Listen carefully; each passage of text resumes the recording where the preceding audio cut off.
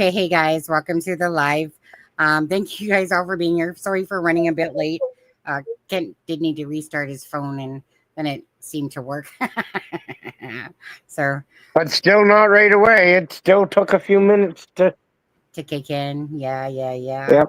Yeah. So anyways, yeah, I just got home from work. So I've been racing around, you guys. Not gonna lie, I'm tired. I'm not gonna let this live go longer than an hour and a half tops. Okay, Kent? Yeah. You guys, if you guys, yeah, I just repeated myself. If you guys haven't hit that like and the share again, Belinda's in the house. But Jack and Lily, still missing. Please hit the like and share for Jack and Lily. And again, it's been over 4 months. It's 4 months and 6 days. Looking down at my clock there. But yeah, well, calendar clock thing. But anyways, I still can't believe it's been this long. But Kent, it's been a minute because you were busy doing stuff all week. And I've been kind of busy myself, to be honest. My twin sister's moving back up to Alberta. Well, I shouldn't say back up. Well, we used to live there when we were kids too. But anyways, so I got to give her time before she ends up going up. And yeah, just a lot of stuff going on, to be honest with you. So thanks, Mama Angie. Oh, I think I got to. I need to fix the style here for a second here. Anyway, and Charmaine, you guys, Charmaine's up in Alberta right now. She's where she's earning her keep. She's making good money, she says, and she's obviously the money's more important than us. Don't you feel like that, Kent? A little bit. I don't even know who she is anymore, to be honest. Well, she says she's going back to New Mexico, so as long as she takes us, we're fine with it. Right. We had plans on splitting her money that she's making, eh? But I guess not. Yeah. She didn't like doing that. No. But so yeah, so Charmaine's going to be up there still for another, I think about another little over a week on there. So it would be nice to have her back, maybe. Unless it depends if she's. Oh, she's in the chat. We'll have to be good tonight. Shut up. Like who? Troll alert. Anyways, you guys. And Kent, you were working on some sort of car stuff events or whatever, right? Yeah, we had our local exhibition and I organized all the motorized events, demolition derby, tough truck, ATV, lawnmower pulls. We had drag racing yesterday for the ATV and dirt bikes. We had 129 people show up for nice. Participate in that and stuff. Busy week, but yeah. Now that stuff's all over and we're back on to Jack and Lily and got to try to find them before Christmas, right? Well, I mean, apparently because of the documents, they seem to be alive and kicking everywhere. So you know what? Let's go over. Let's talk about that right away. And again, thank you guys for joining the live. Thank you everyone for here. Again, if you haven't hit the like and share for Jack and Lily, please do so. It's really important in this case to keep it out in the algorithm and stuff like that. And like I was telling people on the other live. Now I know Belinda's done an interview with CBC. I've done an interview with CBC, so we'll see how that turns out. Unless I get axed from the whole thing, I don't know, but we'll see how that turns out. It's supposed to be out in a couple weeks, and that will be covered by Allie, and Allie's the one that interviewed Janie. If you guys can picture the redhead over there, really nice lady, along with Lindsay that had done the article for the Globe and Mail as well. So it was the importance. I just want to say this. So one of the parts of it was, you know, how a true crime community can impact cases and, you know, basically give family members space to talk, to come to feel like a community, because obviously where else really are they going to go besides talking usually to your friends around, you know, in the real life thing. The online true crime community gives people, allows families to have a voice. And this is why it's, you know, really nice to watch all these different channels. And the true crime has grown a lot since I've been in it. And I'm sure it's grown a lot since people, you know, in the smaller group of true crime when it started. But again, you know, Belinda has found her voice on this channel. And like I said, I love Belinda for all that she has done for Jack and Lily and all that she, of course, will keep doing. But it gives them a space, somewhere to go to. Where some people feel like always this is a home. That's how I like to think of it. regardless that it's a space where, basically a lot of people become friends, and, you get to know certain names all the time because you see them all the time, or you're seeing them in other chats, lives and stuff like that.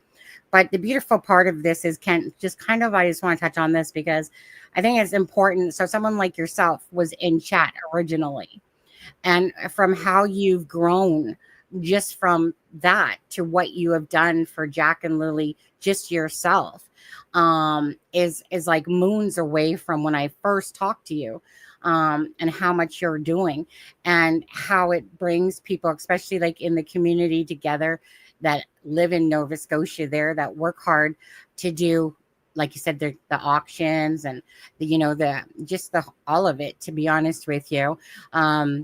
Like I said, for me, people are sending me pictures of their rocks and stuff like that, or paintings that they've done for Jack and Lily, and boom, boom, boom, boom, boom, mine's there, and stuff like that. And it's just like I said, it's just nice watching the community and the people kind of come together for the cause of the missing and the murdered. And in this case, it's Jack and Lily.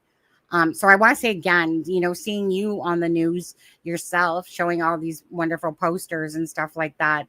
And you said that, I just want to touch on this too, because you said that, like obviously people are seeing these signs, which is great.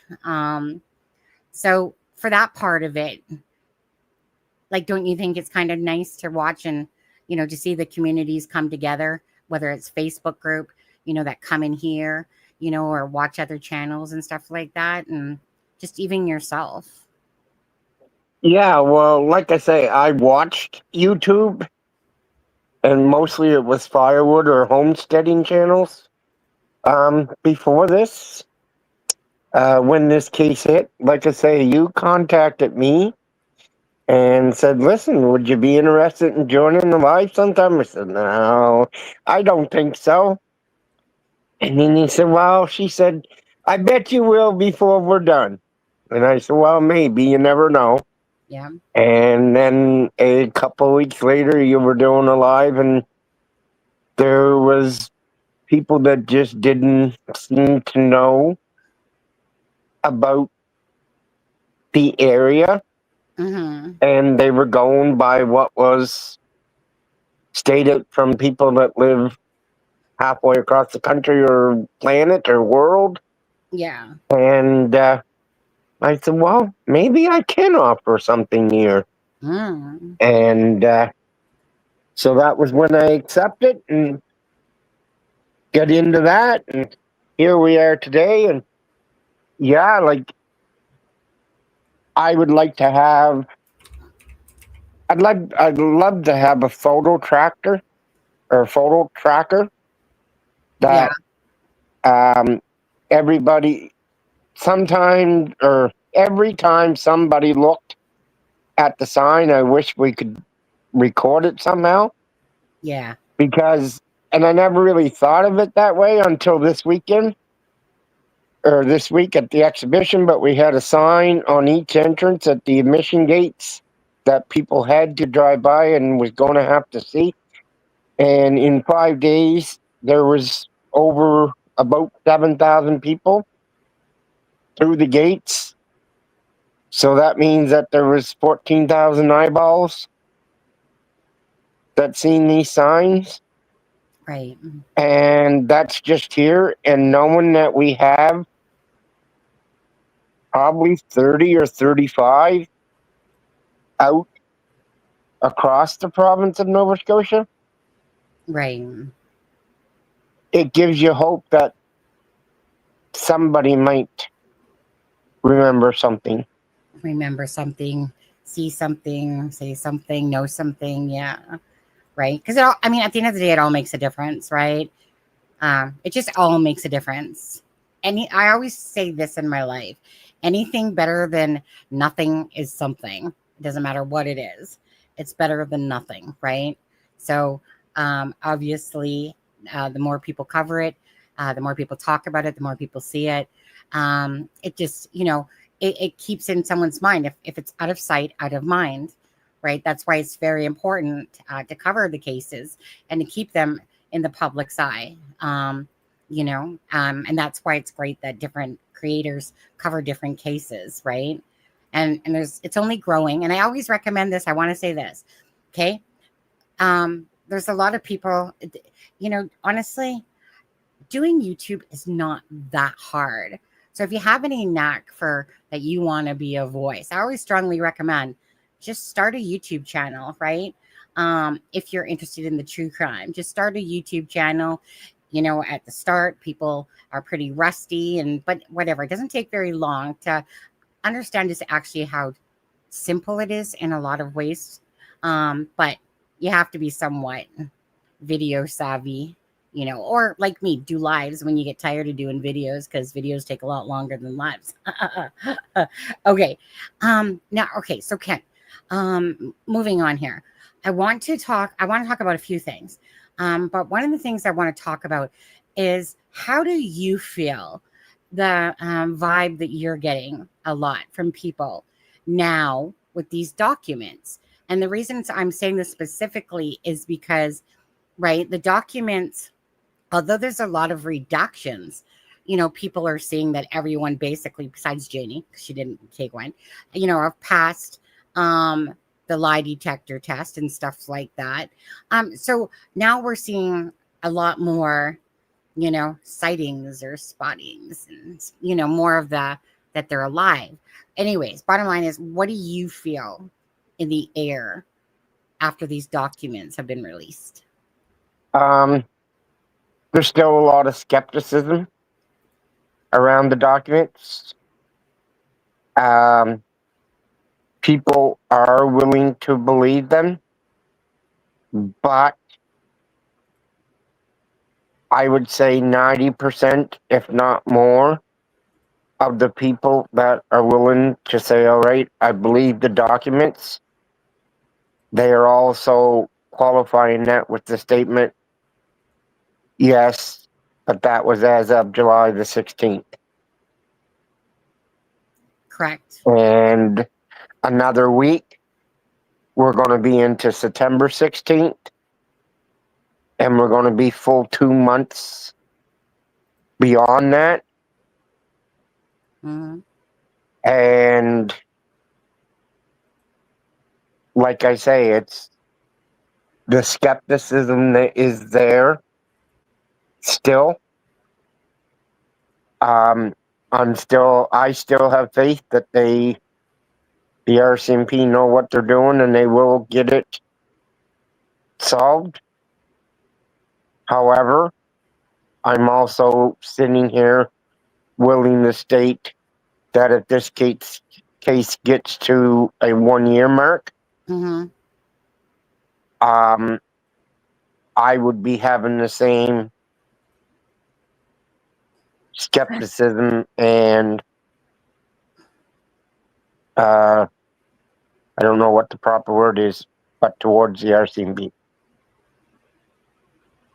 Mm-hmm. Because right now I'm giving them the time to get their analysis, which I think they should have it back by now. I don't watch the news from all over Canada, but as far as I'm concerned, as far as the items that have been sent off for DNA and whatnot, I would like to be thinking that this case should be taken priority over any case that is in Canada right now. Mm-hmm. It's active. I know there's other missing people. There's people that go missing every day. And you never really knew how many people went missing every day until Jack and Lily went missing in our own community. And now, almost every day, or at least not once a week, I'm sending Sonny a message on Messenger. Another person's gone missing. They might come back a day or two later and find them. But that hasn't been the case in this case. Yeah. So I hope that it would be given priority. Marie Antoinette, you cannot say the RCMP don't care. I don't care. I'll argue that point with anybody, because you can tell on the day that they had to call off the search, both the beat officer, or I call him just a regular RCMP officer, and the person that spoke for the major crimes unit, you can tell when they were speaking that they were breaking up. They weren't up there not caring.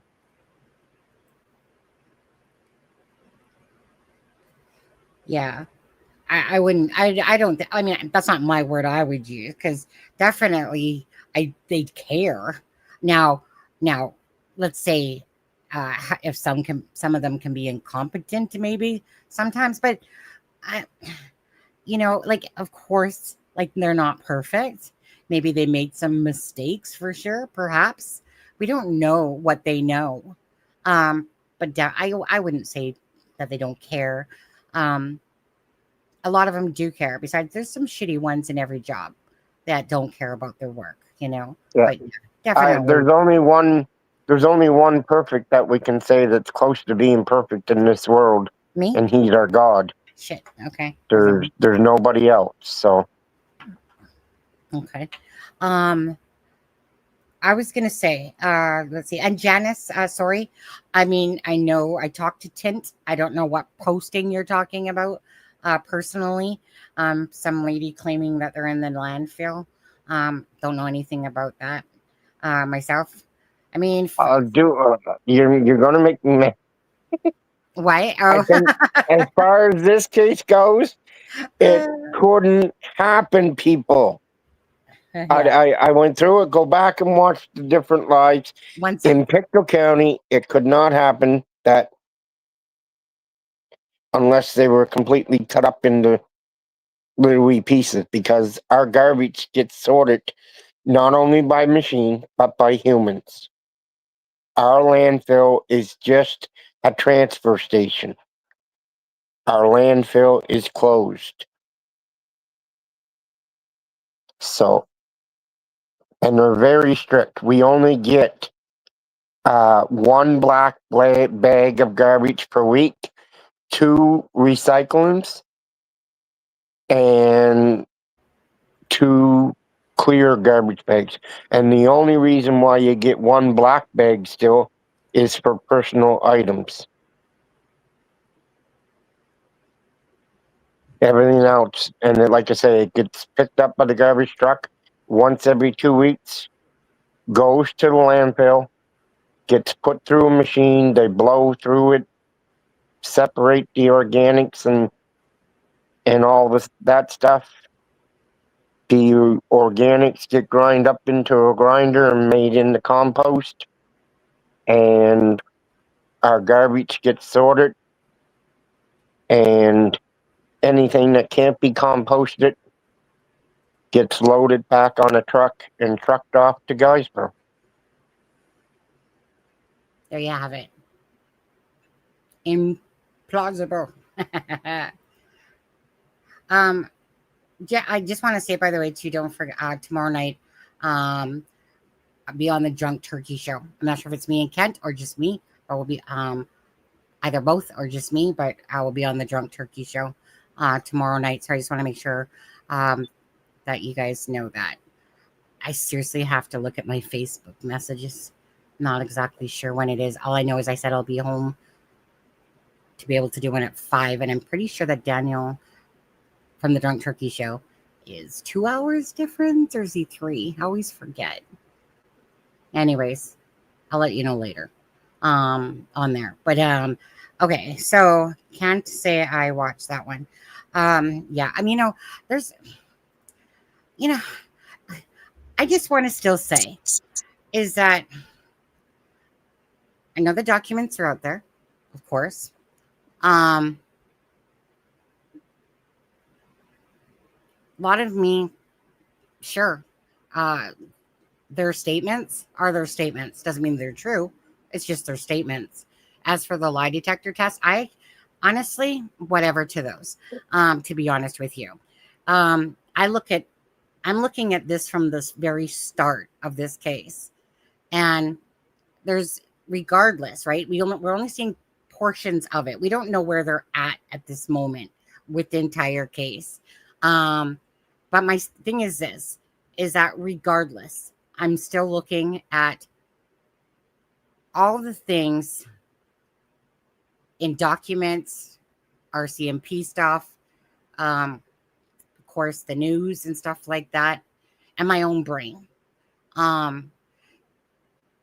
There's nothing about this case, and I'm going to say this, there's not one thing about this case that's natural and truthful about this case. I've seen and watched too much bullshit is the easiest way I'm going to say that in this case,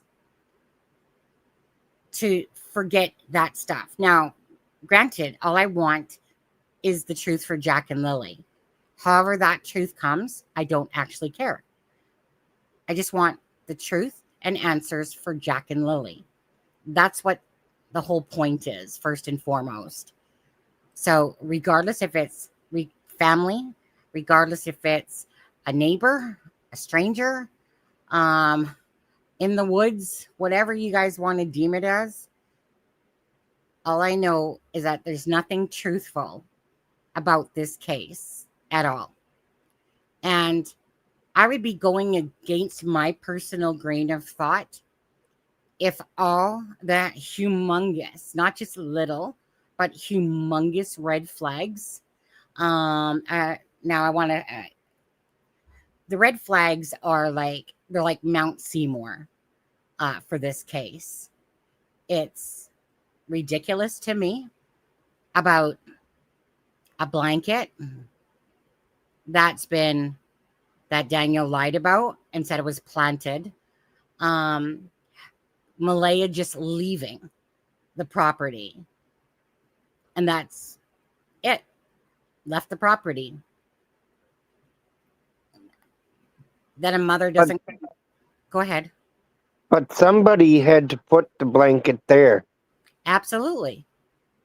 It's not that, and I'm not saying that someone did or someone didn't, but someone had to take it out of the garbage, that piece of it, or that piece of it didn't make it to the garbage can when the rest of it did, and was put in the location where it was. Yeah.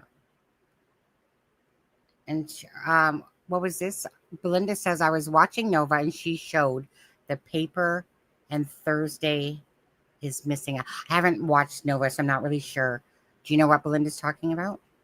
No, I was on Nova today, but I'm not sure what she's referring to. Not sure. Of course, I've watched. I showed him Roseanne on the live the other day, a few days ago. Yeah. I actually showed him. He only had like 50 something subscribers. So he's making it more to the algorithm and stuff. Now, again, is that the guy that I messaged you about today about the viewings or whatever? Yeah. If everybody wants a good laugh, go watch his video part 4 from earlier today. Don't get mad at me in the comments because I went at him hard. The stuff that he was talking today and the timeline that he was talking about, I debunked him in the comments. Sorry. He was saying that the 5 or 6 trips was made to Cape Breton to get them to the Atlantic Ocean and this and that. And I said, buddy, Cape Breton is a 3.5 hour drive away from where we're at. They could get to ocean a hell of a lot closer than Cape Breton. Yeah. I Like honestly, just not knowing the geography, right? yeah. So I I do. I mean, I was trying to listen to that as I was getting the live ready, and but what I did hear, um, well, there was a couple things. I'm gonna have to before I make any big judgment on that. I do have to go back and listen. But I mean, because in my I don't even I know Cape Breton, but I don't know it in comparison to Pictou County or anything like that. But I need to go back and listen to that. At the end of the day, I'm willing to listen to people that are sensible. And there's a lot of shitty psychics and mediums out there. And then I find that the ones that I like to listen to myself are just ones that actually come across like they have a head on their shoulders, and like meaning when they're speaking like that shall spirit tarot. I like listening to her. And you said to me in this one comment, can is it because it matches your story, type of idea? And it was like one of those things. It just becomes about having the knowledge of the information from what we know. And then you never know, right? You always got your eye up because or your brow up going, so are you repeating this because you heard it already? Or are you just really good? Because there are some people that are really, really good. Okay, there are. Oh, I agree. Like Yeah. you like when I first started talking to you, I Mm, would be sending you I know. videos Yeah. from this psychic and that psychic, Yeah. but it just seems as time goes on, like you say, I don't know if they're Using the using information. the information that's coming out in the other YouTube channels or Mm, what, but it just seems to be getting crazier and crazier. Like yeah. that's what I don't, and like I say, I can't watch. Like I don't know what it is.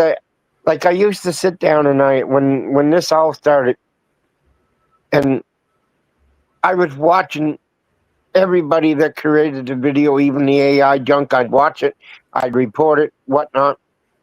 I watch Mike. I watch whoever had a video out on Jack and Lily to Yeah. see if there was a piece of information that I Mhm. missed myself Mhm. Yeah. or I'm somewhere still else. here. 1 second. Yeah. But now Mm. I'm finding myself, I can't.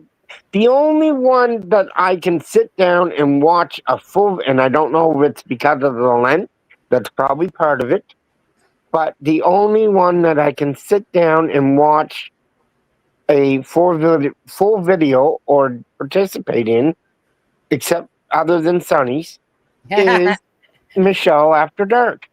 I can't watch a full video from Justin, Dolly. Like, I'll sit there and I'll watch a few minutes, but I just, I don't know what it is. If I know or feel too much myself.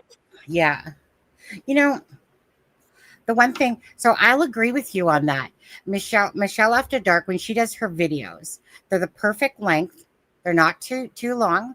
They're like usually a lot around 20-minute mark, somewhere in there. But Michelle, even if we disagree sometimes on cases and stuff like that, like maybe have different opinions, what I like about Michelle After Dark is that I always love a level-headed thinker, someone that sees what's going on, and has thoughts about the different things and talks about them. But I really enjoy just really level-headed thinking. But I could never probably watch my own darn lives either.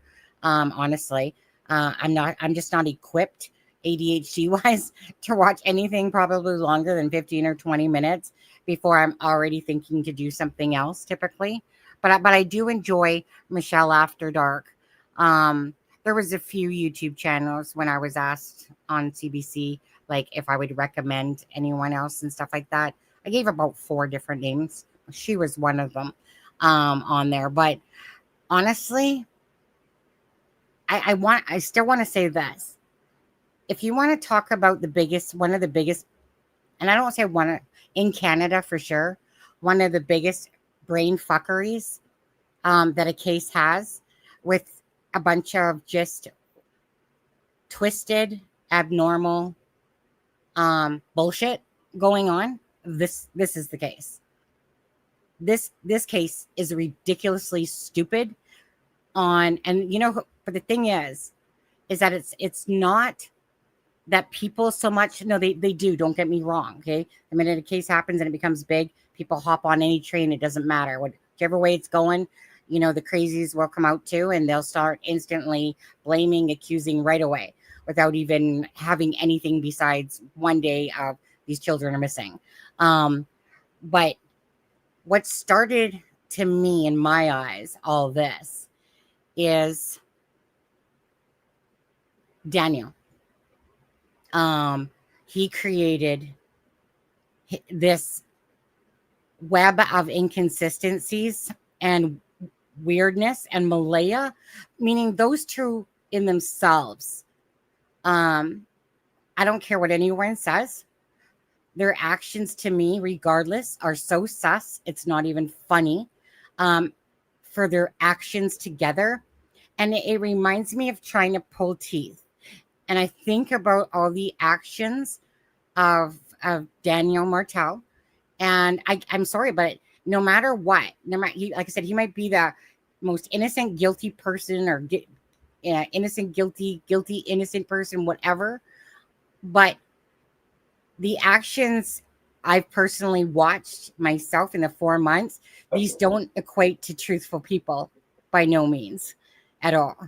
I don't care about their lie detector that said that they passed 4 questions or whatever those questions are. It doesn't matter regardless. These are not the actions of people that really care to find Jack and Lily, because it would feel absolutely natural and you would feel belief, genuineness, and you're not feeling that at all. There's no genuineness, I'm sorry, about this case. The only person that's the most genuine person is Belinda. That's the most genuine person that, like, that's outwardly speaking about the case. It is not because of Daniel or Malaya, regardless. And I want to know the truth. It doesn't matter who's involved. I just want to know the truth. Who is involved, or say who isn't. But you can't undo what I've seen from the actions of these parents, regardless. There's no taking back what's out there. And so now you get to a point that you just, no matter what, doesn't matter what, no logic, you can't believe any of them besides Belinda. But you can't believe anything anymore. It's just ridiculous. And I contribute that to the actions of Malaya and Daniel.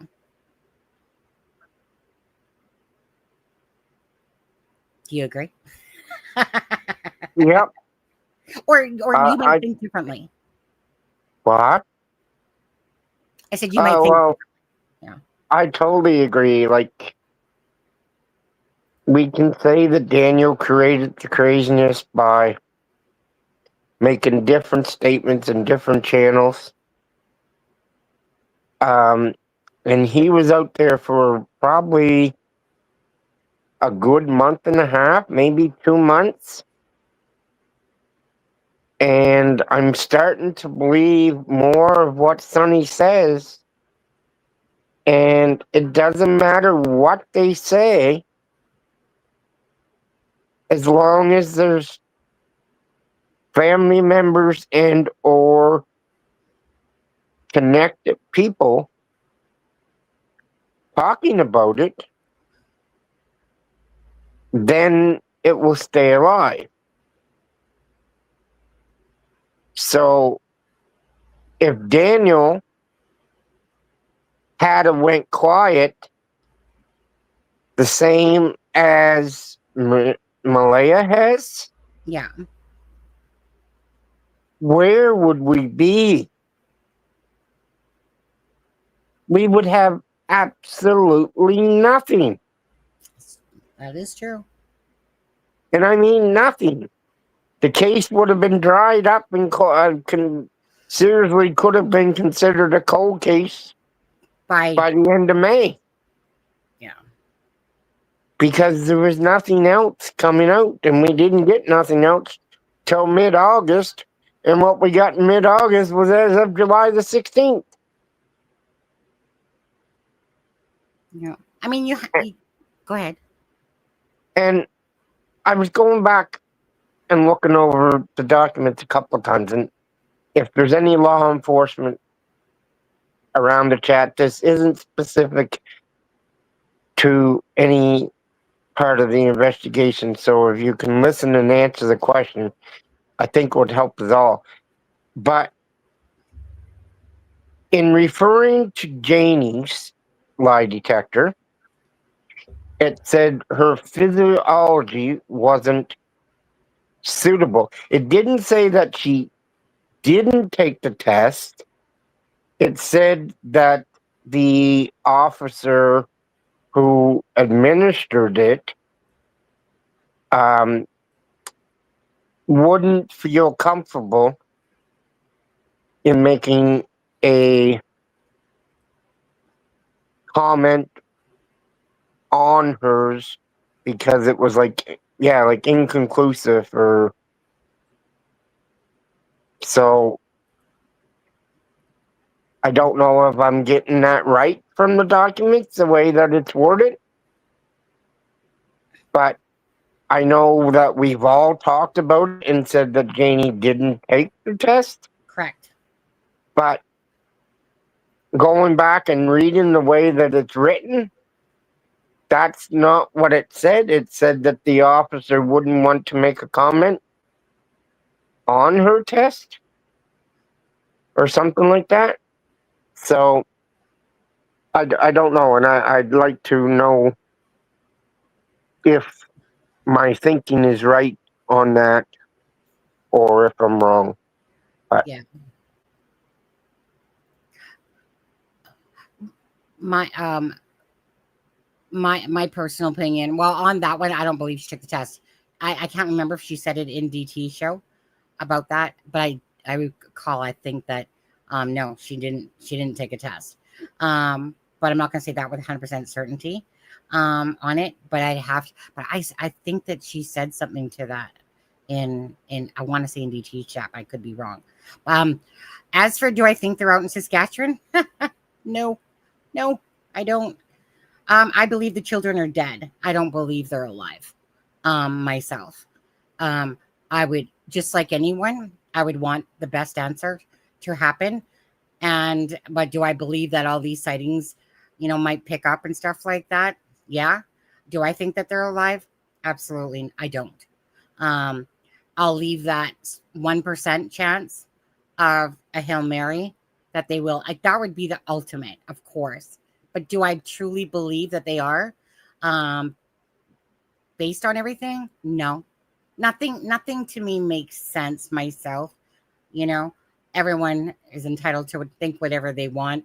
But I think like Belinda, she believes something happened to these children, that they're not alive, but she would love, to hope for a miracle somewhere. But I'm not into this whole sighting thing of now they're here because the documents or Hancock or Haywood or whatever her name is, May 31st and stuff like that. Honestly, I personally feel that it's still a misdirection. I don't believe these children are alive regardless. Whether they're out in the woods, whether some random stranger got them. I don't believe that they were handed off anywhere. By the way, there was Meadows thing today or whatever, wasn't it? For the whole, I don't know. Did you ever find out anything about that today? No. No. I don't even know if it happened. If it happened or what happened, because Okay. I sent the question to Daniel, but he hasn't even looked at my message yet. So, well, so what do you think of this? Okay, so you said you got a comment from some random person that said that the Rcmp, that what did it say? Something like multiple cars? Before we go back to the Saskatchewan thing? Oh yeah, go ahead. So I can. I don't disparage anybody from submitting possible tips. I think in this case, and I would ask all creators, I would expect this, and I do expect the same from Sunny, and I do believe that Sunny does it, or else she'll state it. But I think it's the creator's obligation that when there's easy, verifiable information, that they should be doing their due diligence and vetting, or whatever you want to use as the word referring to any type of information. The creator should be doing that. Chris. And especially someone who has stated on this channel before that she's had journalism experience. I would have expected more in a vetting process than what we got last night when that video came out. Yeah. And I want to understand where people keep getting this white van from. There was a psychic's reading that back, it's on I think the first time I heard about it was probably a month ago, maybe even 6 weeks, is that there was this white van that came by with 3 people, and they picked the kids up, and they went and they disposed of Jack in the woods because he was the one that had passed. And that one? That's the only thing that where I'm getting that people are picking up any statement about the white van. And then in this one from Saskatchewan, she said that as she was leaving, she seen the guy that was with the kid that she thought was Lily getting into a white handicap bus. So then they started saying, well, was there any CAD lettering on it? And for people from Pictou County, know that CHAD is the group that runs our handicap bus service, and they also now do a full transit run started this summer between the 5 towns, and they run 18 passenger handicap accessible buses. So that's going back and taking care of that. Now let's go to where you were going. Okay, I'll talk about that. All I can say is this. I don't care what level of orbit some people are on or what reality some people are on for Jack and Lily. Even though I think it's always up to us to do our due diligence and provide the best factual information. Bottom line is, it still keeps the awareness out there for Jack and Lily, no matter how warped someone's talking about Jack and Lily in a white. Okay, there's no white van in the documents at all. And I know that not Mike Damon, but this other guy, Mike, he put the posting up, right, that he got from. And the reason why Kent was saying he or she is because he's doing it without saying the channel's name. Okay. I mean, I'm not sure if your brain is perhaps foggy, give you a hint. But there was this posting about some white van, nothing to do with Jack and Lily. It was something to do with Kobe Kid Pass. But now, again, I'm going to go down always the information that's out there, first and foremost. Then sit there and try to drag in a white van that was put in a post, something to do with something different. But again, it doesn't matter to me regardless, because if somebody wants to think that there's a white van, and it's totally up to you, but all this speculation creates channels talking. That's the only thing that matters to me, is that Jack and Lily is being talked about. So whether it's from, Fantasyland stuff or whether it's accurate information, don't care. Bottom line is Jack and Lily's names are being put out there. This channel in itself, we like to talk about the facts of information that we have, whether it's true or not. Still, it's from Rcmp, family members, and articles. The ones that I contribute the information to or documents. So even if I listen to a psychic, I'm just doing it just to see if there's something that I'm watching that somehow maybe ties something in my brain together with the information I have. Is anyone at this point with the information we have going to solve this? Absolutely not. Okay? Absolutely not. When you can't believe the words of the family members, besides Belinda, what do you have to go on? Well, you have to go on speculation, thoughts, whatever, and the information that's out there, right? That's the part I care about. Now, as for the Sawmill, okay, go back to that now. So there was someone that messaged you. Yep. Yeah. So just remember the other morning, yeah. One day last week, I can't remember what day it was.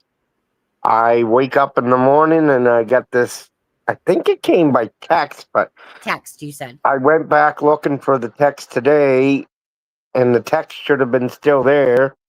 So I'm thinking it might have been an email, which I erased stuff if not important. But yeah, I had some type of a communication from somebody. I didn't know who they were, didn't recognize the name at all.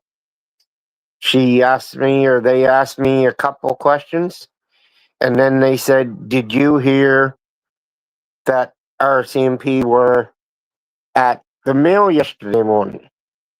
And I said, "No, I haven't." I said, "Didn't see any of the Facebook groups talking about it, and it's not as if this mill is out in the middle of nowhere, people.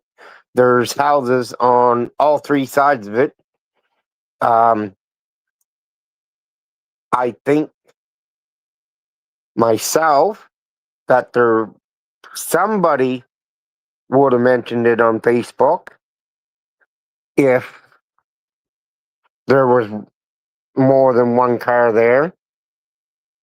But that's all I said to Sonny. I said, listen, I'm getting communication that there was supposed to be Rcmp cars at the mill yesterday morning early.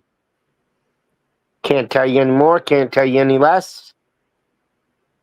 Don't know the person who sent it to me, and I can't. Sonny asked me to go back and actually get the message today, and I went looking for it and couldn't find it. So that's all I can tell you about it. So, I'm not going to tell you the source I got it from, but so just know that yes, there was, and it was said not to have to deal with Jack and Lily. I still call bullshit on that myself. What's the chances? But whatever. So take that with a grain of salt that they were there, and it had nothing to do with Jack and Lily. Apparently, according to police. Your source. The source. Yeah. Not the police. So my source is not the police. but let me put this on a bigger scale of source than some random nobody that I don't know type of idea. I'll put it on a higher scale for sure. But so it was said that the police said it had nothing to do with Jack and Lily. And I think everybody should be able to think for themselves and put two and two together and know who would be able to ask that of the Rcmp and get an answer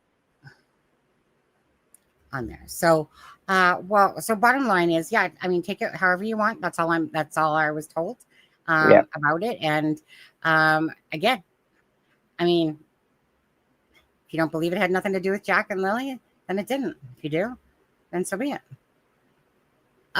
I'll say this too, not about the any more to do with that, but um, I'm sorry, but my personal opinion is still that, um, yeah, I still think that they're digging hardcore. I don't think the RCMP are idiots. I don't. I mean, they would have to be bone ass stupid, to me. Um, if to me they don't see what the writing on the wall seems to be here. Now, that's just my personal opinion, but I'm not buying it. I'm not buying that there's no family involvement in this. Again, just on the information, I'm sorry, but that's where I'm at with this, but always willing to talk about um, different things. I don't feel like these children were sold or hidden at all. I still think that that's a misdirection. But hey, if people want to talk about that, they're hidden somewhere or spotting somewhere, and it keeps the story out there, so be it, right? Again, this channel does what it does. Other channels do what they do, but the bottom line is it's answers for Jack and Lily, and everyone is entitled to believe or think what they want. I just like to see what's in front of my face myself. Look at the documents, look at the information, look at the actions, look at the non-actions, look at the things that have happened and transpired since Jack and Lily went missing, and base my thoughts on that. So that's why, for me, I believe that the children are not alive, and I believe that they're at this point still, there's absolutely still family involvement in all this. Now, could it be something different? Absolutely. Could it be something that, I'm having a hard time seeing it by the actions and the just the inconsistencies. This is not how a case goes. That would be deemed as truthful and normal, or at least truthful. Normally, when you watch cases of the missing, you can always tell when somebody's usually bullshitting by their actions and how they're reacting and how they're talking. And just by genuineness, when people are truly, truly behind tears and truly speaking. I'm just not into always, like, not saying it doesn't happen, but I'm just not into all this sugarcoating and giving all these reasons why someone's acting a certain way, and stuff like that. I just look at it straight on myself and go, regardless of if someone's on medication or not, or drugs or not, and stuff like that, are these the actions? Should this be happening this way? And if not, then why? Why is this person doing these things? So I do want to read quickly from this article. Just a couple things. So, on this one in particular. Okay, so it says, so far the Mounties say that they've drawn units from other provinces, which we know, right? We got some smart people coming in here to, with this case, right? Interrogated dozens of people, sought 10 judicial authorizations to seize records and search warrants, administered polygraph tests, took possession of electronic devices, viewed thousands of video files, and are awaiting forensic tests on items, not item, but items found during the search, including Lily's blanket. I still, that's probably my biggest issue I have, Kent, is this blanket. Is that still like a big red flag to you, this pink blanket, for you, or not?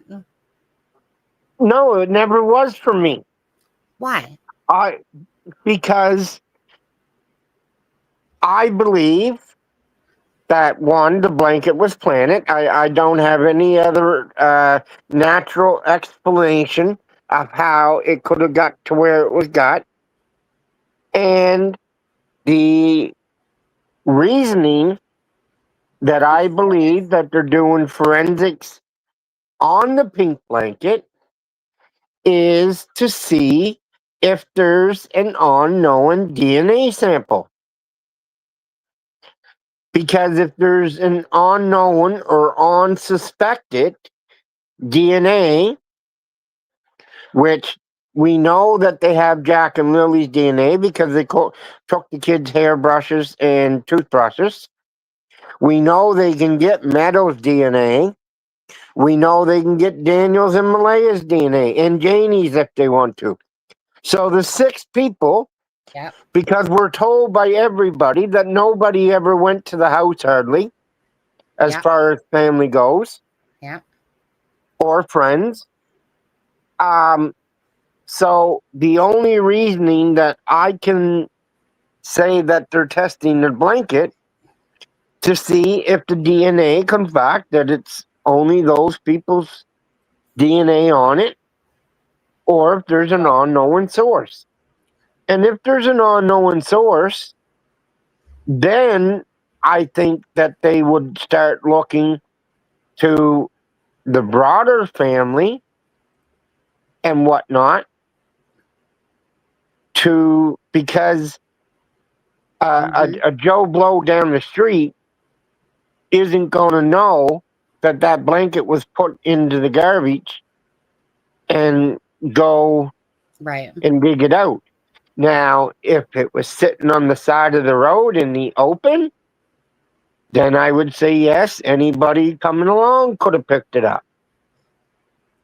As they do with other trash in the spring. When we have heavy cleanup, they call it, everybody puts their stuff that they don't want no more out at the road, and you have people that's all they do for those 2 weeks is drive around and take the stuff that they think they want out of other people's garbage. Whether it's scrap steel, old lawnmowers, one tire because somebody changed 2 tires because they blew one and they had to buy 2. So they threw out the other good one rather than keeping it for a spare. Like, there's all kinds of things like that happen around here. But as far as finding out, like, the purpose, like, that blanket wasn't a weapon used. It's not. I don't think they suspect that it was a weapon or used as a weapon. The only reason where I can see them testing it for DNA is to see if there's an unknown source. Well, that's just it. And I don't understand why some people don't understand that. That's right. Exactly. If there's an unknown source, right, and that has DNA on there, then stranger picked it up and walked along with it and threw it. Now, Daniel says that this blanket, that he was with his uncles and dad, and that blanket was not there. I think about what another family member said, that this blanket stuck out like a sore thumb, that it was just there. It was. Well, it would be. There was no leaves on the tree. Like, everybody's got to think. Like, we're in September now, and the leaves are starting to disappear again. But at the time when this happened, we were coming out of a very cold and wet spring. Nature mean. And there is no way that a blanket got from a garbage can a kilometer down the road and from road height about an additional 2 feet up in the air, wrapped around the blanket or wrapped around a tree branch in the same sort of manner if you had a sweatshirt with the arms tied around your waist. Like, it wasn't just, and that's why they're sure that somebody put it there. So if it comes back without any other DNA on it, it's going to look bad for Daniel, Malaya, and Janie because it was too high in the woods, in the trees for Jack or Lily. And we know Meadow didn't take it, but we know that her DNA could be on it. There's nothing weathered to me about this blanket looking at it myself. Like, this is not like a blanket that's been sitting there with the rain pouring down. I'm just looking at the blanket myself. Now, bottom line is, how is it? Okay. I want to go back to this part, right?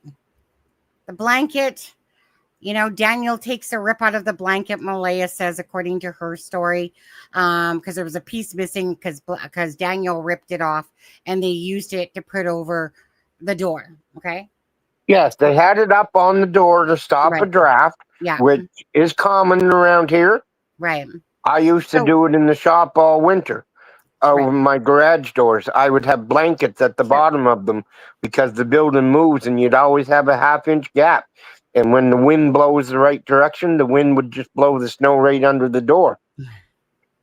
So when he ripped it off the door, he ripped it.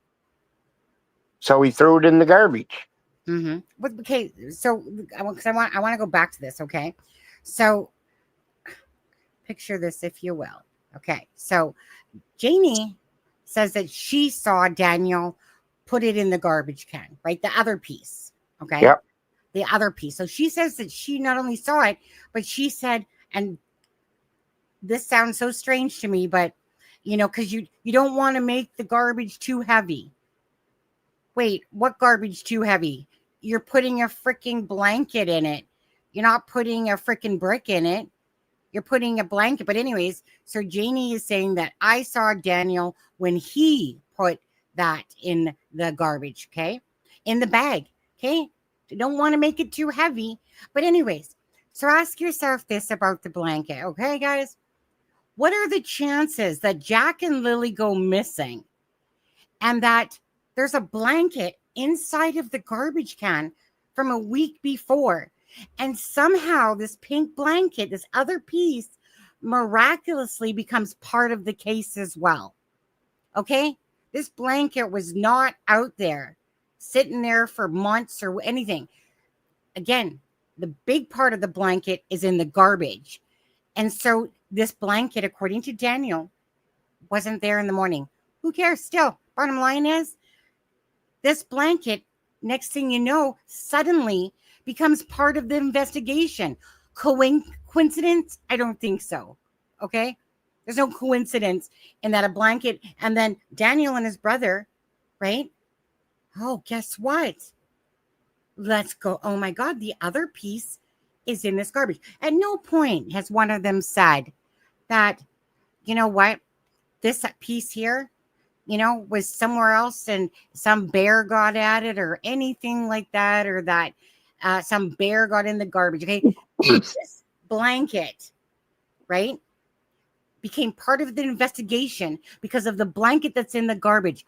What are the chances of that happening? Like, let lightning strike my ass right now if this blanket was not put there. Okay. Nope. He didn't get struck at all. Okay. This blanket, there's no animal that sat there and dragged this a mile, plucked it up in a tree, and it all became part of the investigation miraculously with that other blanket. So how do you make sense of that? You can't, right? And it was also found by family members. Now we know that there was over 160 ground search and rescuers in the area. We know or suspect, I would say the number of officers, probably a dozen those first few days. Media, well, they came out of the woodwork and they all had to go past this area one way or the other, at one point in time or another, to get to where they wanted to be, to get the information that they wanted. Mm-hmm. And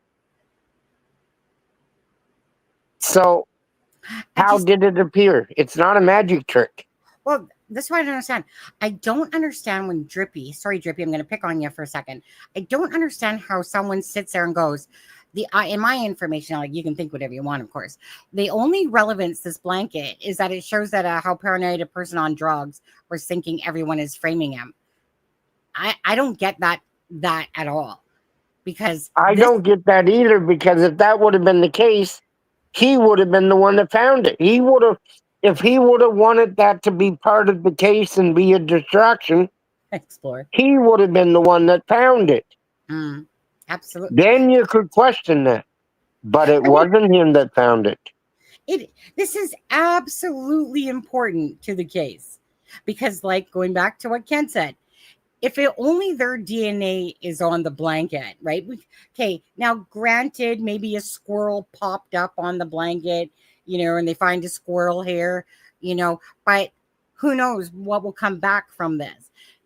Because again, this blanket that's in a garbage, right, from a week ago that gets put out on the thing, miraculously now is a piece of it's up in the tree, okay?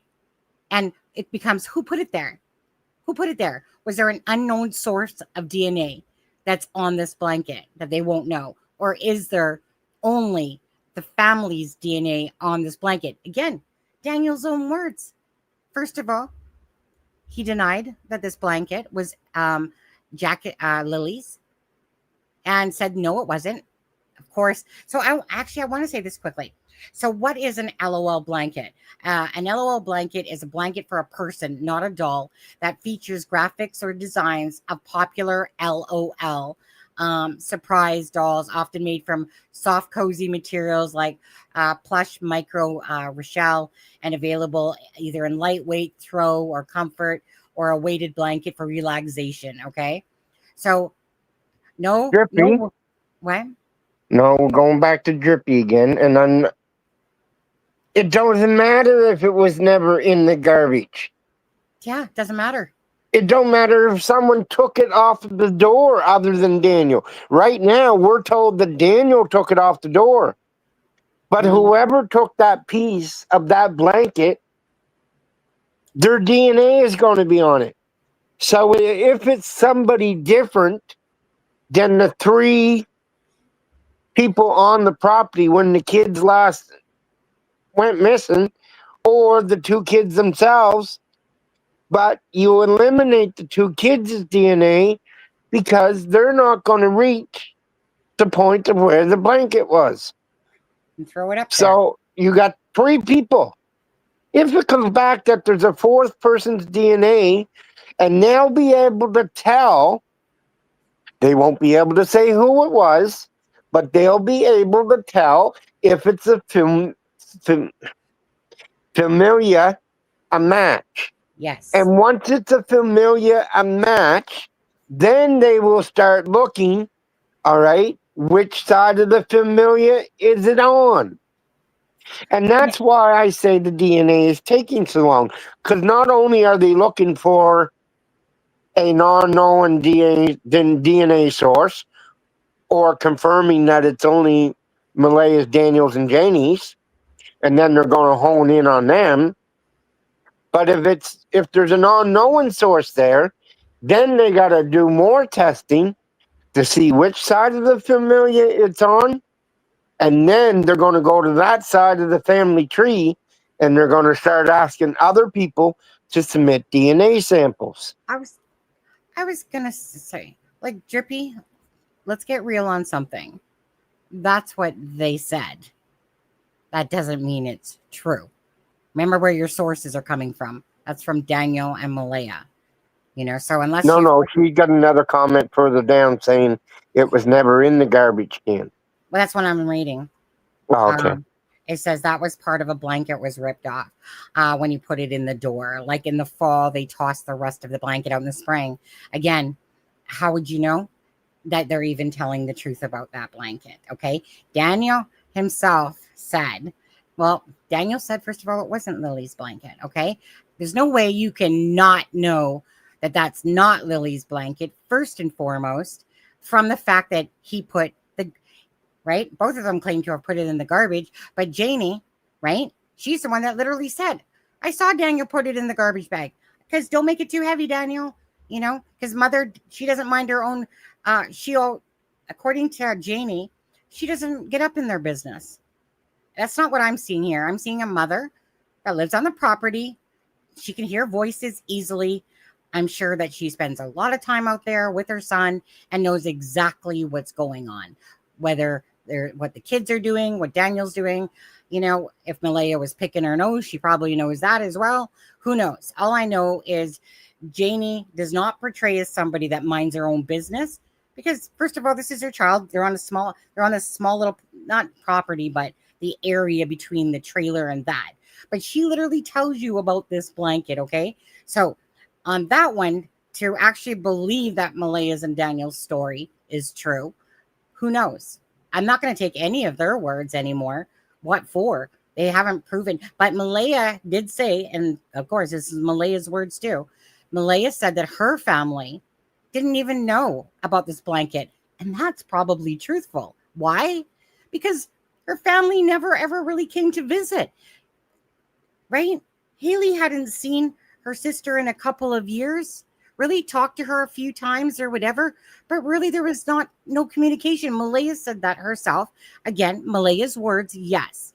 But some of it has to be true between Daniel talking and Malaya talking.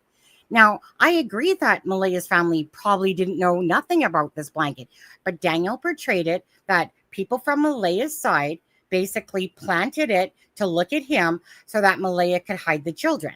That was his whole line of thinking, that Cindy basically, and then it became the friends, then it became Malaya too. It's just never ending of reversal of who Daniel is saying took these children. But he's saying, look, this was planted by them, the family of Malaya's side. So I've heard different, I remember, because this is going back 4 months, that the reason why he said, I believe he lied about the blanket, it wasn't about being planted. It was something like to protect Malaya or something like that. But anyways, bottom line is, so miraculously, this blanket that Jamie saw Daniel put in, he denies that it's even Lily's blanket at first, right? Even clearly you can see by a picture, there's these purple design right on there. You put a blanket in there and you can't remember that this is Lily's LOL blanket, the one that you ripped a piece off of. Doesn't matter. You put it in the garbage a week before. How likely or unlikely is it that a blanket gets found sticking out like a sore thumb that Daniel claims himself was not there, that him and his uncles and dad were searching that area and there was no blanket? Okay. Another family member, right? Obviously, one of the ones that found the blanket says it was sticking out like a sore thumb. Like it was just there, right? Remember, it's on the side of it's going down Lansdowne Station, not Lansdowne Road, right? Not Lansdowne Station Road, but Lansdowne Road. And it was just there. So what's the chances that a blanket that's just there, that people that are searching don't find it during the day, but all of a sudden, they go finding it. So his whole thing is that, well, who found the blanket? It was Haley and Hayden. Who found the boot prints, which were down from the blanket? Well, Haley and Hayden. So this whole theory that Malaya has the children hidden, must all be true. Where's that source coming from? At the end of the day. But I'll let DNA, Rcmp, do the whole testing on it and see. But it's not just the blanket. It's other items as well that they're testing. Okay? It's not just that. Because do you remember, Kent? And I was talking to Lindsay about this. Do you remember when we were doing the live when her story first came out from the Globe and Mail? Yep. Now, and then there was an update. And the update was about the forensic that items, and that there was other items as well being tested, not just the blanket. And yes, also, there's the water bottle, like the stuff that they found up in the fort when they first went missing, in the little cabins or fort or teepees or wigwams, whatever you want to call them. And yes, Cheryl was told, and she stated that she was told that this piece of blanket was on the back step railing. That's fine. I don't care about the blanket. I want to know what was on the blanket as far as DNA goes, because that's going to direct the investigation. Whether they're going to hone in on the 3 that were on the property, or if there is an alternative source on the DNA, or DNA on the blanket, how did the person know that it was even on the back railing or in the garbage can or wherever they got it from? When did they do that? And when did they put it to where it was? Those will be the three first questions that I asked once I found out that alternative DNA source, and they search back through the familia, because that's what they'll be doing. And they'll be finding out, okay, we have a familia match on Malaya's side. Okay, now let's process it a little bit further. Is it a male or a female DNA? Okay, let's process it a little bit further. And then they'll take people's on that side of the familia that fit that profile, and they'll say, we would like to, would you be willing to submit a DNA sample? And if they don't, then if they have enough suspicion and cause for it, they'll ask, okay, we're going to get a warrant and we're going to get your DNA. Same thing on Daniel's side. If it's the three, if it's only the ones that are on the property, then they're going to hone in. Okay, these three are expected to be there. They are all there. Let's see. Let's hone in and see when the last time they seen the blanket. And they have enough time passed now that they can confirm with their statements that they made originally and see if they change their tune. Yeah. Yeah. Hey, Bossman. And yeah, do they have proof that, or just quickly, because this one caught me. Yeah. Go ask Patty. They weren't getting any government checks because they got stopped. They owe $34,000 back to the government, and that's why they went shopping with Patty's card and bought groceries, if that's what you're referring to. So I'm not sure if you're just unaware. And as for Lori, Lori, you said, is that an intended mainstream channel to put? Is that intended mainstream media channel to put BS out? You referring to like the news? Is that how you took that? Is that I don't know what she's referring to. I'm not sure if you're referring to the news on that, but I'll say this: if you are, you might not be, but if you are, the only reason we have all those documents is because of the news stations that fought for the right of information for those documents. And that one is, I believe it's Canadian Press. That's the lawyer that fought to get those documents, right? Because well, Canadian Press, that's the lawyers for CTV and Bell, because they're a conglomerate. Lori also had a further comment. Who's daft enough to plan it without gloves? It don't matter if you had gloves on, dear. They're not looking for fingerprints. They're looking for DNA. That falls off your body every time you move. So if you walked a kilometer with it, there's going to be DNA falling off your hair and skin in that. Well, not so much your skin unless you're somebody that lives in a very cold climate, or one of these people that wear short sleeves and shorts all winter because it was only 3 degrees that morning. And so you're likely to have jackets and pants and stuff on, but there's still ways for DNA to fall off of you, especially with wind, to blow it off that could get on the blanket. Unless you're awful careful and you pick the blanket up and put it in a bag that was sealed tight, walked down the road and picked it out of the blanket, made sure the wind was blowing in the right direction, that nothing was going to blow back on you, reached up from being in the ditch and unstable ground to tie it onto a tree or hang it into the tree and not have the surrounding branches catch anything on the way back up from you pulling it down. So that's why, like, it's not fingerprints that they're looking for. They're looking for DNA sources. Yeah, absolutely. Blue Helen degraded?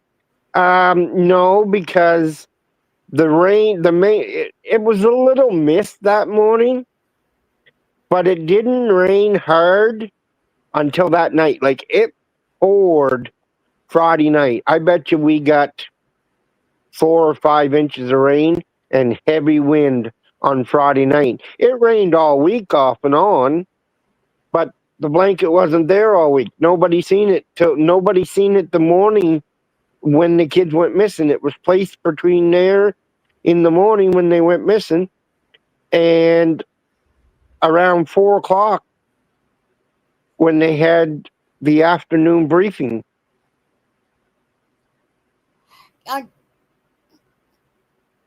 Ken, okay, so sorry, Ken. Yep. Just sorry, my mind was like watching a comment or whatever. Just to ask you, when you personally, so knowing what we watched up until these documents came out, did you personally read the documents and found that there was even more inconsistencies than originally in their statements?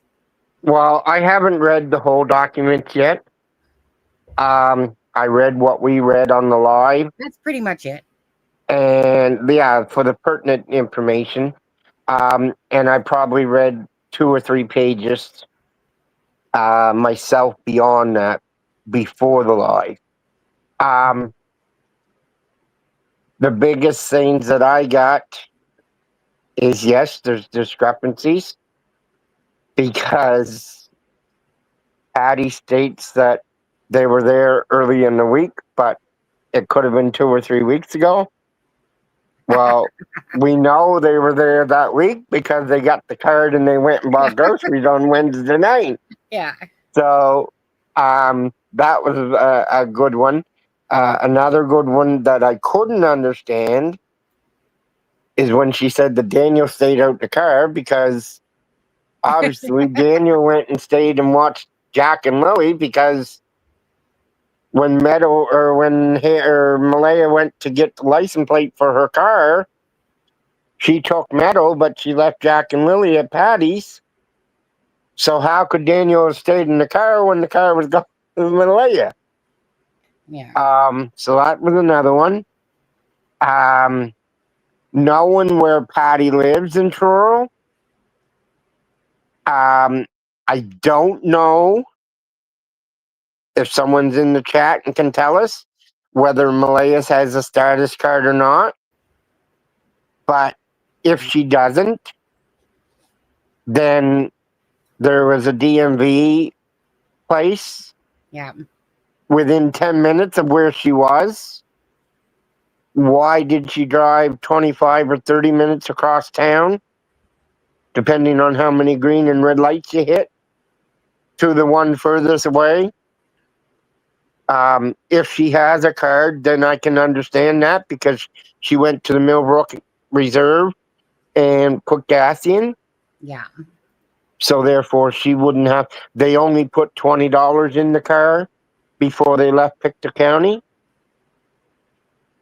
And then but the other thing that I don't understand is, if it was me and I was making that statement, I would have said, well, because her statement says that she went to Millbrook to put some gas in. Well, if I drove all the way out there to go to that DMV place and to go there to take advantage of my status to not have to pay the tax on the gasoline. Yeah. So and I wasn't paying for it, I would have been filling the car. That's what I don't understand. In the statements, Malaya says, "Oops, I can't remember what happened on Wednesday." Yeah. How do you forget all of that? Like, I'm sorry, but my thing, like, these are just things that bug me. Okay, regardless, I'm sorry. I'm not going to sit here and go, oh, she was in such trauma on that day that she couldn't remember. She gave a detailed description of Thursday, but you went to your grandma's house and you literally did all of that, plus went shopping. Like, you literally did all that. Went to a vape store, went to this, went to that, went to this, went to that. And you're at your grandma's house, did laundry, and you didn't remember anything about Wednesday at all? Come on now. You would even pick out a few things that you remember doing. But you literally went to your grandmother's house and you couldn't remember anything about Wednesday. So that to me is just, for me, it's a huge flag of like, come on, unless you're, to me, brain dead type of thing. I'm not going to sit there and think that someone literally forgot all of Wednesday, especially when they were using Patty's card to purchase everything and go shopping after the visit and stuff like that. And our license plates aren't cheap here, folks. That's $170 to $190 based upon the vehicle that she has, but that's a 2-year license plate. So that day, even if she didn't fill the car with gas, again, which I don't know why you wouldn't if that's the reason why you went out there. Well, she filled it the day before, remember? They put money, $20. No, they only put $20 in it. Yeah. So was that car almost empty? Was the $20 in it just to get? That was on Thursday. Yes, but this is Wednesday. Yeah. That's why I can't understand. That's why I can't understand why they needed to put gas in on Thursday. Right. That's what I'm saying. I know, right? It's because if you're going to drive across town to get the gas that you weren't going to have to pay tax on because you have status, you're going to fill your vehicle. Yeah. Because you're not going to travel. Like it's a 50-minute trip from home to Millbrook to get that gas at that rate. And they already told us on Wednesday that they put $20 in at the Irving Big Stop so they could make it to Truro. So in most people's logic, they would say, okay, she did that because she has her status card. She can waive it and not have to pay the tax. Marie, let's be very clear. Malaya knows where her bread is buttered, and her name is Patty. Ask Malaya who purchased her vehicle. Ask Malaya about all the money that she actually stole, the credit card of her grandmother's. Ask her about all that stuff. Okay? This girl, regardless, she knew where her bread was buttered, and she knew that Patty was the cash cow for her, and still does, obviously. But you got to remember that Patty is like her mother. From what we're told, Patty raised Malaya. Right. So she's like, meaning no matter what, this is one of those things is that, okay, I'll use it this way. So if a granddaughter knows where her bread is buttered, and she was, raised by her grandmother, right, a lot, then obviously you have Patty, who has the soft heart that pretty much will probably do anything for her granddaughter, right? I'm sure all Malaya has to do is pouty lips and stuff like that, get her way, and Patty does it. And bottom line is, Malaya knows that her grandmother is her money bank when she needs it. Like Wade said, Malaya would get $2,000 pretty much, and within a couple days, she would be asking Patty for money. Okay, so I'm pretty sure that the family is not wrong when they say that Patty pretty much gave Malaya whatever she wanted, including a car. No, Osprey. It didn't stop when Jack and Lily went missing. It was stopped last year because Daniel didn't file his income tax. And they claimed common law. Right. So they reversed. So it wasn't just now that the kids went missing. Yeah. They were without that child tax credit or whatever because either the child tax credit or it could be extending from the CERB overpayment, and they could have been starting to claw it back because they give you so long to pay it back. But if you're not making payments, then they will start to claw it back. But the thing that we are hearing, or what we have heard local, is that at one point they received actual overpayments from the child tax benefit because they were claiming that Daniel had his kids. Right. Anyways, and Brian, I don't know what planet you're on, dude. There's no $14,000 GoFundMe. I have to wonder though, Brian, are you actually paying attention to this case? Because I've watched a couple comments that you've said, and it obviously you would know that there was no 14K GoFundMe and stuff like that. So are you just partially into the case, or are you listening to rumors or something like that? So like that's why everyone's saying to you, Brian, what GoFundMe? What GoFundMe? There was no big. Hey, quickly, just to ask you, when's that auction? We're hoping to determine the start date this week and get it out there. We're trying for around the middle of the month, and then have the stuff that has been donated put it online in packages on Facebook for a couple of weeks, allow people to bid on it, and then go from there. As regard to the GoFundMe, we have heard that there was other people out there with GoFundMes, but I can tell you that the GoFundMe that Lana had started when she was planning to do the fundraiser, that money has been transferred to me. In the next day or two, it will be into a separate bank account under Jack and Lily's name. There is a report of the money that Lana had sent me from that. He kept the money back to pay for keychains. That's a big thing, folks.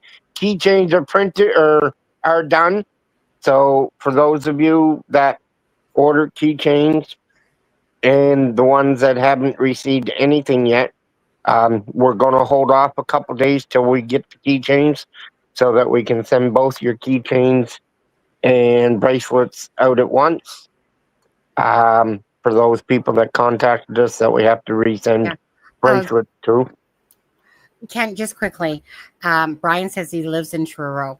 Did Lana send you 14K? No. So the total GoFundMe before she paid some bills was less than 1,400. Yeah, then maybe that's what you meant to say. Maybe if there would have been 14K, the fundraiser would have went ahead because she would have had enough money to pay for it. And so, anyways, there was once GoFundMe took theirs out, and she kept the money to pay for the keychains. So because they were going to be ready on Friday, which they were, the lady dropped them off to her. So I think it was 518 or something like that. But there is a Facebook post coming. I just didn't have time. Like I said, I was busy the last 5 days, but I will be making a post about the money that was left in the GoFundMe that Lana had.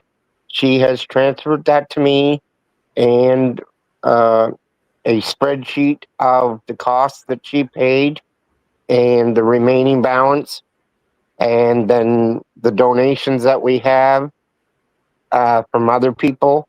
And I will post both that spreadsheet and the balance of the account when we transfer everything into it, and it'll be all out in the open. And the GoFundMe that's out there right now, that is done by what's her first name? Christine Inrig, I think it is. I think it's Christine Inrig.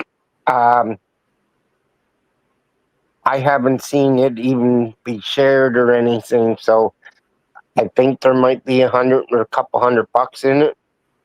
But that was the one that was done up just to try to help pay for signs. So we can get a balance on that one if anything was deposited, and put that out there too. Okay, so yeah. I was gonna say, so myself personally, I'm not actively involved in any of the auction or anything to do with the fundraiser. That's Kent and Janice, is it? Janice, right? On there. So just FYI on that, people. So don't, anything that you want to ask Kent, you can reach him at Kent Corbett 681. Kent Corbett 81 at gmail.com, correct? Yes. Yes. KentCorbett81@gmail.com. But as for me personally, I don't have anything to do with any of that stuff. I'm here, like Kent's doing his stuff, and Kent comes on live. Like I said, Kent's done a lot of stuff, so for Jack and Lily, and like honestly, it's like he has octopus arms. Okay, he's been doing a lot of stuff. So please, yes, give Kent a lot of kudos for all his love and dedication, honestly, into Jack and Lily, and the amount that he has taken on. This is a man that's in a wheelchair with one leg. Okay, guys, right? And he's doing all this. He gets a vehicle when he needs to transport it from Ford, when he needs to transport the big signage and stuff in different places and stuff like that. Again, thank you so much for all you're doing, Kent, yourself. Yeah, and we're looking for a new location for the sign. It's been at its current home for a couple weeks, and it's where it's at is pretty windy. So, and the way that it's designed, it's the business owners have been going out every couple days and having to stand it back up. So, Brian Sutherland, I don't know who told you or whatever that there was 14,000 ever in any GoFundMe. Show me the screenshot of where that was, and I will support going after it. But absolutely, yeah. Okay, you know what? I said I was going to do an hour and a half. It's an hour and 38. There's other things I want to talk about, guys, but honestly, I have other things to do, like dishes that I don't really want to do. I have a grocery order coming that I do want. Almost midnight. What are you doing getting groceries? Well, those are coming at close to like 9 o'clock, 8:30, 9 o'clock area. On there. But anyways, and it's because most times it's because my husband games.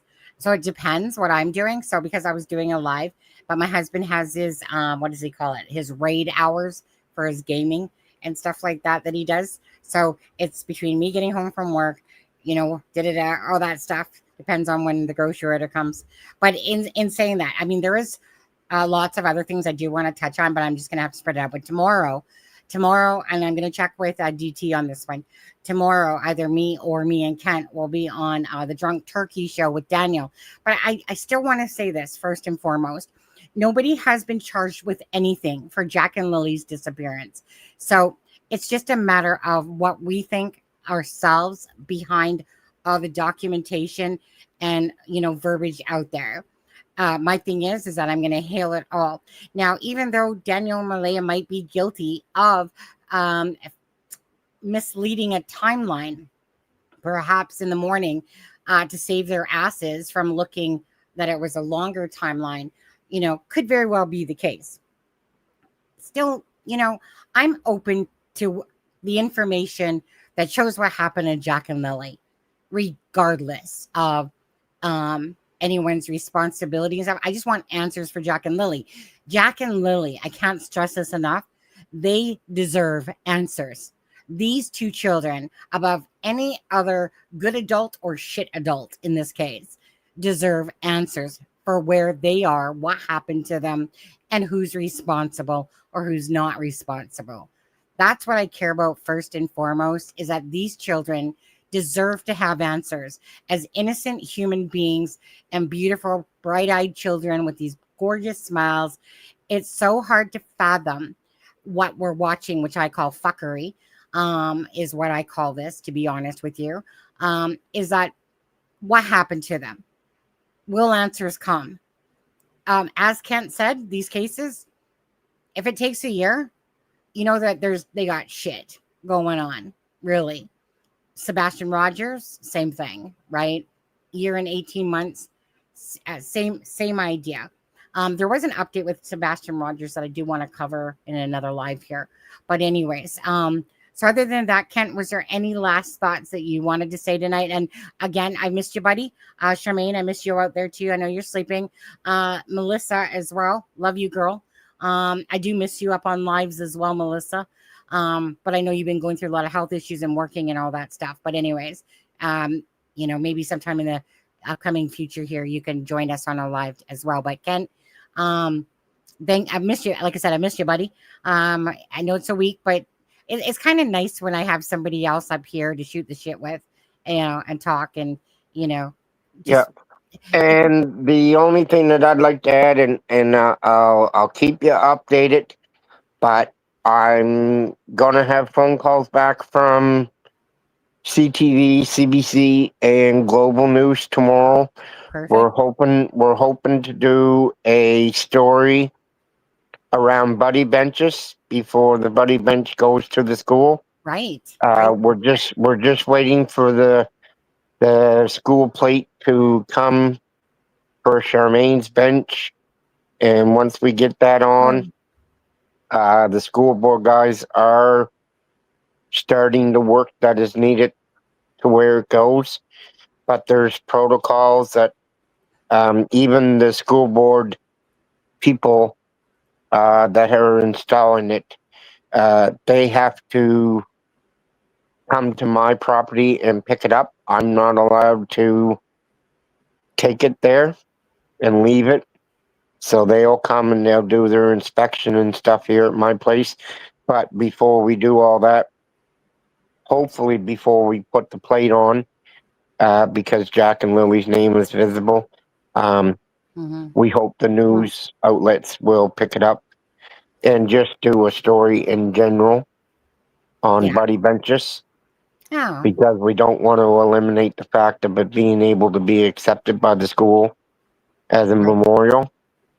So we'll do what we need to do to get it to the place that it needs to go. And I was going to say, you know what, because I forgot to bring this up. But anyways, so I think what this is about, if I'm not mistaken. So Hidden in the Fog had this lady on, and this psychic on this one day, right, on her channel. And so anyways, something about a white van during that whole thing. But anyways, so this is what, not Mike Damon, but this other guy, Mike, right, that follows Sebastian's in this case as well. But anyway, so there was this posting. Well, at the time it was put up, it wasn't, maybe a couple weeks ago. So it said, Amherst police are looking for the assistance from the public regarding a suspicious incident that occurred between 10 p.m. at midnight on August 29th, 2025. Witnesses advised the occupants of a white van with a stripe on the side, which looked much like a delivery van, were acting suspiciously at areas of Church Street, Beacon Street, and Queen Street. The van was allegedly operating without its headlights and approached. So basically, she had put this apparently up on the channel because that's what that guy Mike said, that's where he grabbed this from. So I'm thinking that perhaps because of that psychic dude and this white van thing, that's about where it came from. Yep, that's where it come from. Okay, guys. So again, hasn't been confirmed as it connected to the case at all. Yeah. So, wait, whose birthday is it? Rob's?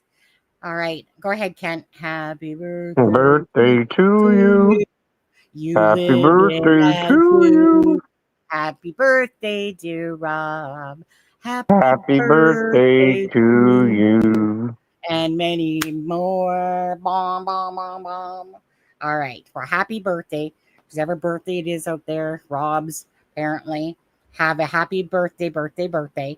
And again, tomorrow, you guys, Drunk Turkey show, okay? And honestly, I thought I was going to tell you now, but I honestly not sure. I just know it's either 7 or 8 Eastern Standard Time.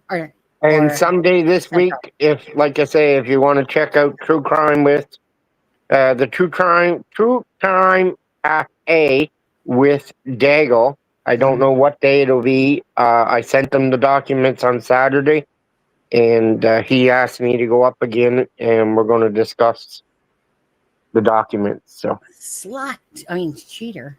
Yeah. Anyways, yeah. So that was True Crime Cafe with Daigle. Yeah. Cafe. Yeah. I was gonna say it sounded like you said Cafe, but Cafe with Daigle. On there. Oh wait. Oh, so there he is right there. DT. Hey, DT. Daniel, just to ask you, did you want Kent to come up tomorrow?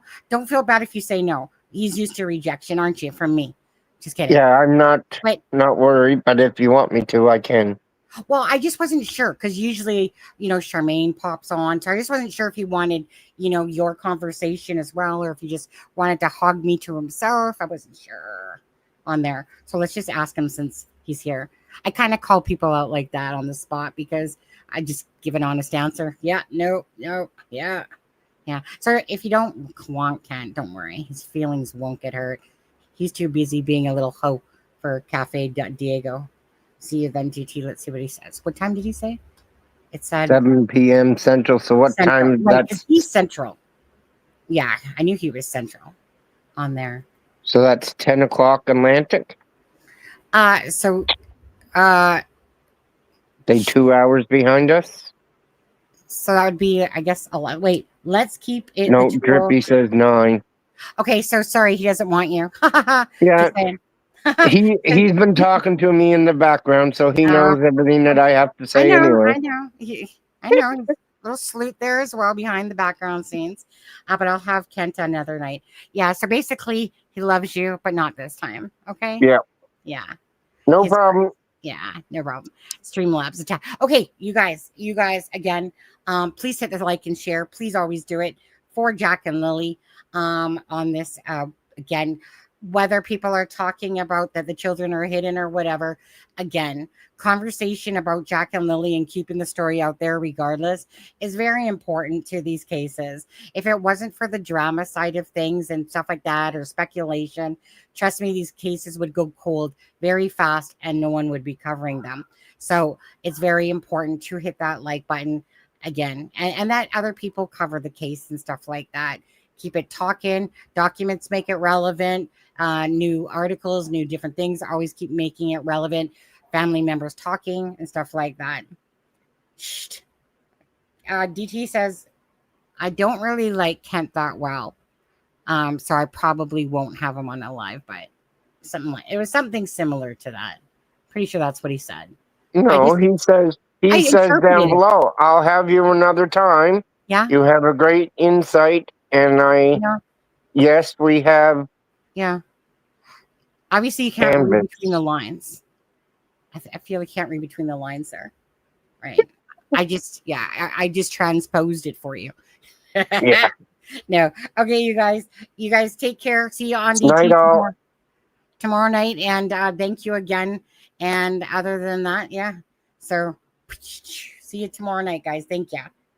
Who wants to do my dishes? Oh, Kent left. Forget it. I'm not kidding. Meant it. Every word of it. Bye, guys. You guys take care. Let's do this. Let's what do we want to do? We want to play a video.